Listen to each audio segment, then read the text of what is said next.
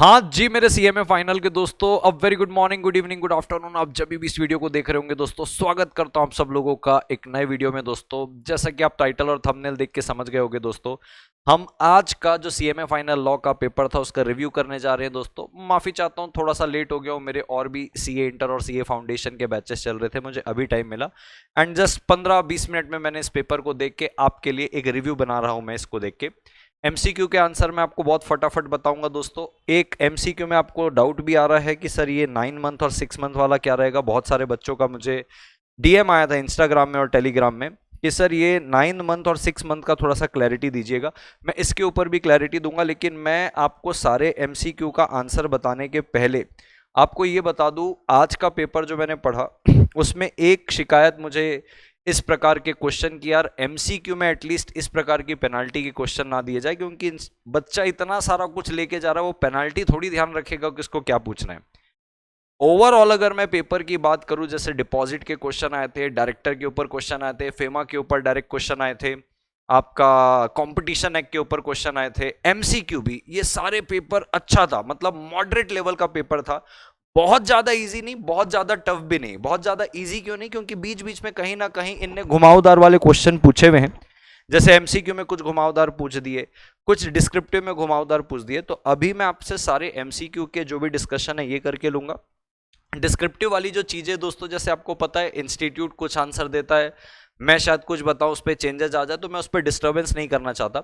MCQ में बहुत सारी क्वेरी आ रही थी, तो एमसीक्यू में बता रहा हूं। डिस्क्रिप्टिव हम ये पूरा पेपर होने के बाद, यानी कि ये सीएमए फाइनल का आपका पूरा पेपर हो जाए, अपन डिटेल्ड भी डिस्कस करके लेंगे कि वो डिस्क्रिप्टिव का क्या आंसर रहेगा, आपको कितना लिखना चाहिए था एंड सो ऑन। बट मैं ओवरऑल अगर आपको बोलूं, मेरे को डिस्क्रिप्टिव पेपर भी बहुत अच्छा लगा। अब देखो ये कितने इजी इजी क्वेश्चन डिपॉजिट के, डायरेक्टर के ऊपर, ये तो हमने कल लास्ट जो मैंने रिवीजन वीडियो डाला था उसके ऊपर क्वेश्चन आया। कंपटीशन एक्ट का क्वेश्चन अच्छा आया था, फेमा का क्वेश्चन उठ के आया है, आईपीओ जो हमने रिवीजन डाला था, यानी कि लास्ट लास्ट पे जो मैंने रिवीजन डाला था, 3-4 क्वेश्चन तो डायरेक्ट वहीं से उठ के आ गए। इवन एमसीक्यू भी हमारे लास्ट रिवीजन से फंसे हुए। तो आइए दोस्तों, बिना टाइम वेस्ट किए मैं फटाफट आपको एमसीक्यू का आंसर बता दूं। बट एक बार फिर बता दूं, पेपर भाई साहब अच्छा था, मॉडरेट था। जो व्यक्ति ईमानदारी से पढ़ के गया होगा ना, वो आराम से इस पेपर को पास कर सकता है। और मैं तो कहूं भाई 60 या 60+ भी ला सकता है।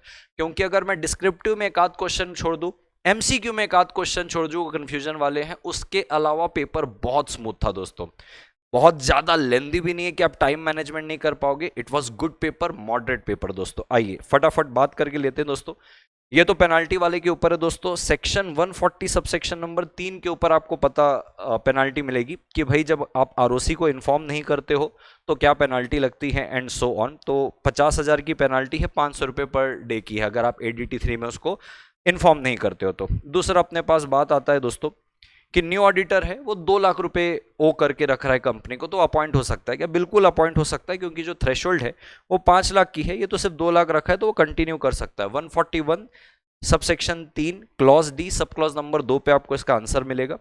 अपॉइंटमेंट के बाद बोले जनरल मीटिंग में ऑडिटर इन्वॉल्व पाया गया फ्रॉड में, 1.5 करोड़ के, जीएसटी अथॉरिटी ने अभी उसके ऊपर चार्ज लगाया है, वो मुजरिम घोषित नहीं हुआ है, कॉन्विक्ट नहीं हुआ है। तो 141 सेक्शन 141 सबसेक्शन 3 क्लॉज एच पे बोलता है कि जब तक वो कन्विक्ट नहीं हो जाता, यानी कि मुजरिम घोषित नहीं हो जाता, तब तक उसको डिस्क्वालीफाई नहीं किया जाएगा। तो he can continue as auditor जब तक वो कन्विक्ट नहीं हुआ है। फिर अब ये वाली जो बात है दोस्तों, ये कहीं पे भी आपको कंपनीज एक्ट में नहीं मिलेगी।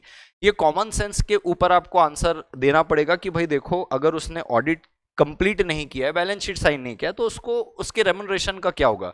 तो जितना काम किया उतना तो देना पड़ेगा। तो भाई साहब रीजनेबल फीस क्लेम कर सकता है, ऑडिट फीस नहीं क्लेम करेगा, रीजनेबल जो भी उसने अपना टाइम दिया उतना।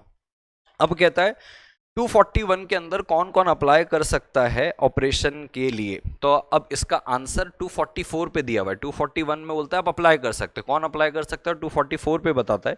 सो 244 सबसेक्शन नंबर 1 ए बी के अंदर आप जाओगे तो ये वाला इसका आंसर आएगा। एनी, यहाँ पे जो है डी वाला ओनली 4। अब एनी ऑफ द अबव का मतलब क्या है? शेयर कैपिटल वाली है तो कौन करेगा, नॉन शेयर कैपिटल वाली है तो कौन करेगा, ये सारी चीज दी हुई, तो इसका आंसर ये आएगा।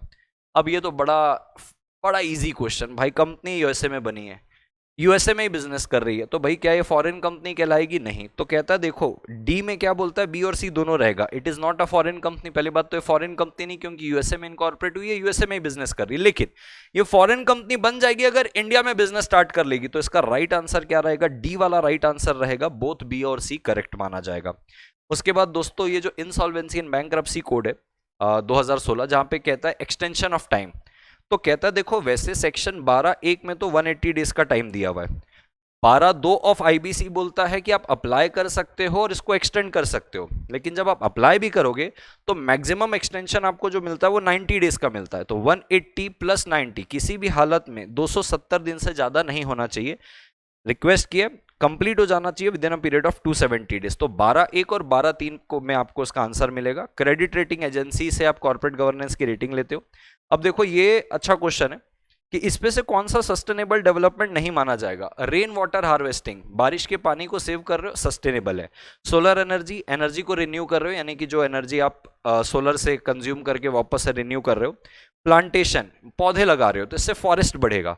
अब ये जो पैडी कल्टिवेशन है, यानी कि जब आप खेती बाड़ी करते हो बहुत ज्यादा पानी इस पे लगता है, बराबर है कि बहुत ट्रेडिशनल प्रोसेस है। तो बोल रहा है कौन सा सस्टेनेबल डेवलपमेंट एक्टिविटी नहीं है, तो सी वाला है, paddy cultivation is not a sustainable development activity. फिर कहता है देखो एक रेफ्रिजरेटर लिया गया था ज्योति रंजन के द्वारा और वो पर्सनल यूज के लिए नहीं था।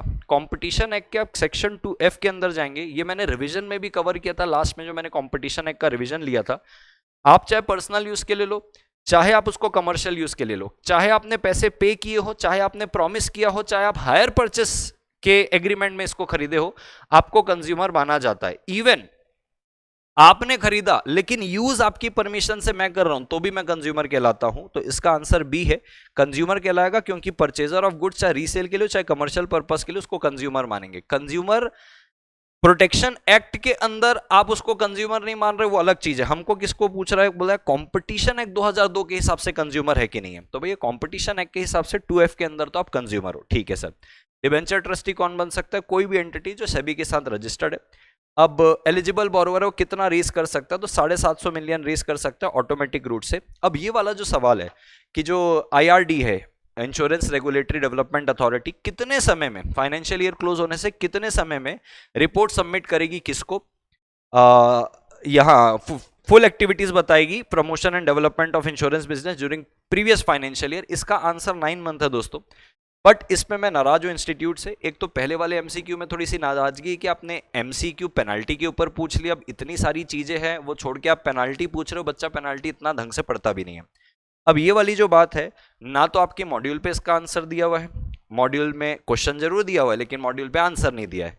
आपका जो एमसीक्यू बुकलेट है उसमें आपने 9 महीने दिए हुए, मॉड्यूल के अंदर इस बात का कोई जिक्र ही नहीं है। ये चीज सेक्शन नंबर 20 के अंदर कवर होती है। मैं आपको दिखाना चाहता हूं, ये मैंने खोला section number 20, just a moment दोस्तों, ये मैंने सेक्शन 20 खोला। एक्ट इसका कौन सा रहेगा दोस्तों? ये एक्ट है insurance regulatory and development authority. इस एक्ट के सेक्शन नंबर 20 पे ये बात लिखी हुई है, मैं आपको दिखाना चाहता हूं। ये देखो, furnishing of return to central government. तो कहता है देखो अथॉरिटी फर्निश करेगी सेंट्रल गवर्नमेंट को उतने टाइम पे, उस फॉर्म पे, उस मैनर में जो सेंट्रल गवर्नमेंट प्रिस्क्राइब करेगी, जिसमें आप बताओगे statement other particular etcetera etcetera. फिर सबसेक्शन 2 आता है, authority shall within 9 month, ये बेयर एक्ट खोल के मैं आपको बता रहा हूं क्योंकि आपकी मॉड्यूल पे इसका कोई ऐसे क्लियर कुछ दिया नहीं है।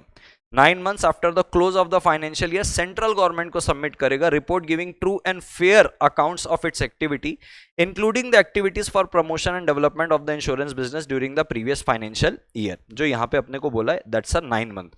आपका जो इंस्टीट्यूट का एमसीक्यू बुकलेट है वहां पे भी 9 मंथ दिया हुआ है, बट मॉड्यूल पे इसके लिए कोई भी आंसर नहीं दिया। मॉड्यूल में क्वेश्चन दिया लेकिन उसका आंसर ढंग से नहीं दिया।